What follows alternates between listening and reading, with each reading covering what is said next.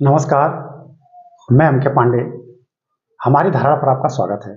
रामायण के पूरे प्रसंग में, पूरी कथा में क्रमशः एक से बढ़कर एक रोचक, ज्ञानवर्धक, अनुकरणीय और हृदय विदारक प्रसंग आते हैं। इन प्रसंगों में एक प्रसंग लंका दहन भी है। समूची रामायण कथा लंका दहन के बिना अधूरी लगती है और रामायण कथा के बारे में जब भी बात होती है तो लंका दहन का प्रसंग आता ही आता है। इसके बारे में सबको पता है। हम लंका दहन के ही संदर्भ में अपनी धारणा प्रस्तुत करेंगे। इस संदर्भ में हमने जो एक निचोड़ निकाला है वही आपके समक्ष प्रस्तुत करेंगे। जैसा कि आपने शीर्षक में देखा होगा कि हनुमान जी ने लंका क्यों जलाई, तो इसका सीधा उत्तर है कि उनको पकड़ के दरबार में लाया गया, उनकी पूंछ में कपड़े लपेटे गए, घी लगाया गया और उनकी पूंछ जलाने की कोशिश हुई तो गुस्से से आग बबूला हो गए और उन्होंने लंका जला दी। अगर ये सीधा उत्तर है तो हमको यह वीडियो बनाने का कोई मकसद ही नहीं था। बहुत रहस्य है इसमें, एक से बढ़ के एक इसमें विचार दिए जाते हैं, विचार प्रस्तुत किए जाते हैं और विचारों का आदान प्रदान होता है। हमने भी इस संदर्भ में कई विद्वानों से बात किया, बहुत सारे विद्वान अपने अपने विचार रखे और उन सबका निचोड़ जो मेरे मस्तिष्क में आया, मेरे मन में आया, वही आपके सामने हम प्रस्तुत कर रहे हैं। हो सकता है यह सही भी हो, गलत भी हो, लेकिन एक मूल्यांकन है। तो अब सीधी बात कि हनुमान जी ने लंका क्यों जला दी, तो जैसा सीधा दिख रहा है कि उनको दरबार में बैठाया गया था, रावण मारने की धमकी दे रहा था। फिर विभीषण जी आए, उन्होंने कहा कि नीति के अनुसार दूत को मारना नहीं चाहिए और इसको कुछ सजा देके छोड़ दिया जाए। तो सजा के रूप में रावण ने कहा कि सबसे प्रिय एक बानर को उसकी पूंछ होती है तो उसकी पूंछ में आग लगा दिया जाए, जला दिया जाए। हुआ ऐसा, फिर हनुमान जी ने पूरी लंका ही जला दी। अब वो प्रसंग दूसरा है, लेकिन हनुमान जी ने लंका क्यों जलाई, अब इसके तह तक हम चलते हैं, इसका विश्लेषण करते हैं। अब रावण, वो रावण के असत्य की जहां बात आती है, एक नाम अगर सामने आता है तो वह रावण है। वो रावण जो महापंडित, महाविद्वान, चारों वेदों का ज्ञाता, लेकिन राक्षसी कुल में पैदा हुआ और राक्षसों का वह नेतृत्व करता था। भगवान शिव की उसके ऊपर कृपा रहती थी। तो उसने ऐसा अपराध किया कि उस अपराध की सजा उसको मिलनी ही थी। तो अब वो प्रसंग तो दूसरा है, क्या अपराध कैसे, तो बहुत लंबी कहानी हो जाएगी और हम रोज सीरियल में देखते हैं, रोज हर रामायण की कथा होती ही रहती है। वो कथा हमें आने का है। अब भगवान राम को वहां जाना ही था, माध्यम सेनाएं बनी, सुग्रीव सेनापति मिले, हनुमान जी महाराज मिले।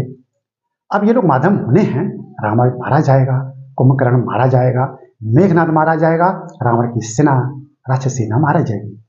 लेकिन प्रश्न कि हनुमान जी ने लंका क्यों जला दी, एक प्रश्न आता है। तो असत्य का प्रतीक रावण है और उस असत्य का दमन होना है। सत्य और असत्य की जंग में सत्य की विजय अवश्य होती है और रावण रूपी असत्य मारा जाता है, मारा जाना है। हनुमान जी को अपनी पूंछ बचानी थी, वो वहां से कूद के भाग गए होते, समुद्र में कूद गए, पूंछ बच गई। उतनी सुंदर नगरी क्यों जलाए, अगर बची रहती तो आगे एक प्रमाण रहती, हो सकता है आज तक उसके अवशेष रहते, दुनिया देखने जाती, ये भी हो सकता था।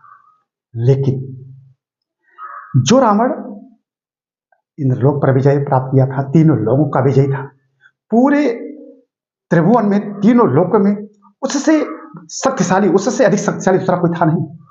और उसकी शक्ति की पराकाष्ठा यही है कि उसके दमन के लिए, उसको मारने के लिए स्वयं नारायण ने अवतार लिया। तो अब प्रमाणित है, अब इसको हमको ज्यादा बोलने की जरूरत ही नहीं है। तो अब इससे समझा जा सकता है कि वो कितना प्रतापी राजा था, लेकिन असत्य का प्रतिनिधित्व कर रहा था, मारा जाना है उसको। लंका जला दी गई। अब उस रावण की नगरी, उस रावण की लंका कितनी वैभवशाली रही होगी, हम कल्पना भी नहीं कर सकते हैं। उस वैभव के प्रतीक को हनुमान जी ने क्षण में जला दिया। तो मूल बात कि उस नगरी, उस स्वर्ण नगरी को हनुमान जी ने जलाया, तो उसका मूल मकसद क्या था? मूल मकसद कि असत्य पर सत्य की विजय होनी है। तो असत्य पर सत्य की विजय की यह पहली कड़ी थी कि उस वैभव को सबसे पहले समाप्त किया जाए। क्यों? क्योंकि रावण तब भी मारा जाता, लेकिन वह प्रतीक, उस असत्य का वह वैभव प्रतीक अगर बचा रहता तो उसकी दीवारों से, उसके कोने कोने से, उसके हर अंग से रावण की आवाज आती और वह रावण का प्रतीक रह जाता। रावण तब भी जिंदा रहता, आज भी है, लेकिन कम से कम वो प्रतीक नहीं है। तो असत्य रूपी उस वैभव के प्रतीक को सबसे पहले मिटाना जरूरी था। हनुमान जी को यह मालूम था और हनुमान जी को इस उद्देश्य से भी भेजा गया था। यह मुख्य उद्देश्य था जो कि वो छिपा हुआ था इस पूरे प्रसंग में। हनुमान जी ने उस वैभव को मिटा दिया। असत्य पर पहला कुठाराघात, पहला प्रहार यह अवश्य होना चाहिए था और हनुमान जी ने ऐसा किया। अब वो कितनी सुंदर नगरी थी, कैसा था, किस तरह से था, लेकिन असत्य के खंभों पर टिका हुआ था। उस असत्य के खंभों पर जिस असत्य का नाम लेते ही सबसे पहले रावण का नाम आता है, तो उस असत्य रूपी रावण के वैभव की उस नगरी को जलाना हनुमान जी का पहला पुनीत कर्तव्य था। माता सीता का पता फिर भी लग जाता, हनुमान जी ही लगाते, लग गया था, और राम तब भी जाते, रावण का वध होता ही होता, लेकिन उस नगरी को जलाने का कार्य सिर्फ हनुमान जी के जिम्मे था और हनुमान जी गए और बखूबी उन्होंने अपना कार्य कर दिया। तो असत्य असत्य है। असत्य के खंभे पर चाहे जितनी भी भव्य नगरी, जितनी भी वैभव की नगरी क्यों न खड़ी कर दी जाए, उसका हटाना अवश्यंभावी है। उसका सीधा प्रमाण लंका दहन है। हनुमान जी ने उस लंका को जला दिया, जलाकर राख कर दिया। इसमें कोई हमको कहने में भी परहेज नहीं है और हमें कहने में भी कोई कष्ट नहीं है कि उतनी उत्तम नगरी को कितना रच रच के रावण ने उसको बसाया होगा, बनवाया होगा, उसको क्षण भर में हनुमान जी ने जला दिया। इसलिए कहने में परहेज नहीं है, क्योंकि वो असत्य के खंभे पर खड़ी नगरी थी, खड़ा हुआ स्वर्ण नगरी थी, इसलिए उसका जलना स्वाभाविक ही था, क्योंकि रावण को मारा जाना था। उसके पहले उस वैभव को मिटाना आवश्यक था। अगर वह वैभव जा रहा था तो सिर्फ रावण मारा जाता, रावण उस वैभव के साथ जिंदा रहता। आज भी है, राम के साथ रावण है, लेकिन कम से कम वह निशान उसका नहीं है।